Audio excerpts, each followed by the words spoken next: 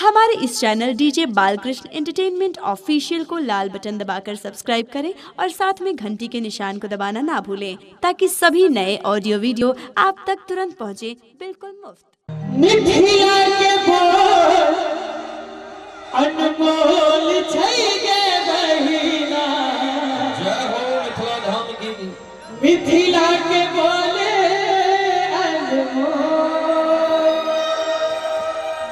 गे बहिना, मिथिला के बोले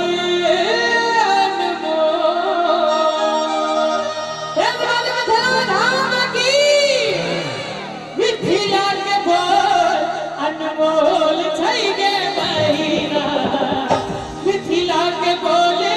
अनमोल गे बहिना, मिथिला के बोले अनमोल, मिथिला के बोल,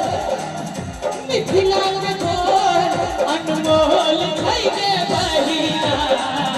मिथिला के बोले अनमोल गे बहिना, मिथिला के बोले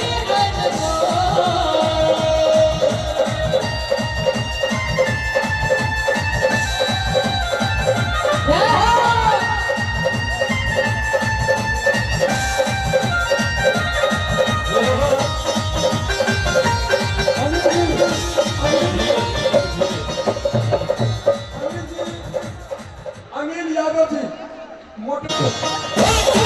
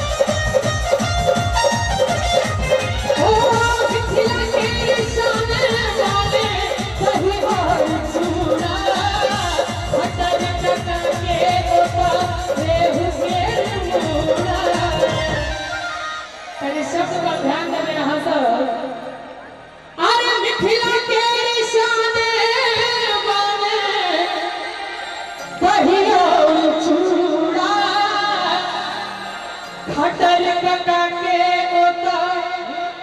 रेहू के मूड़ा और की बांस के कोरो पर ताली वाला सब ने बांस के कोरो पर लत लाल मोरा चला हमारा बाबल अखनो बोल થઈ गे बहिना, मिथिला के बोले अनमोल गे बहिना, मिथिला के बोले अनमोल, मिथिला के बोले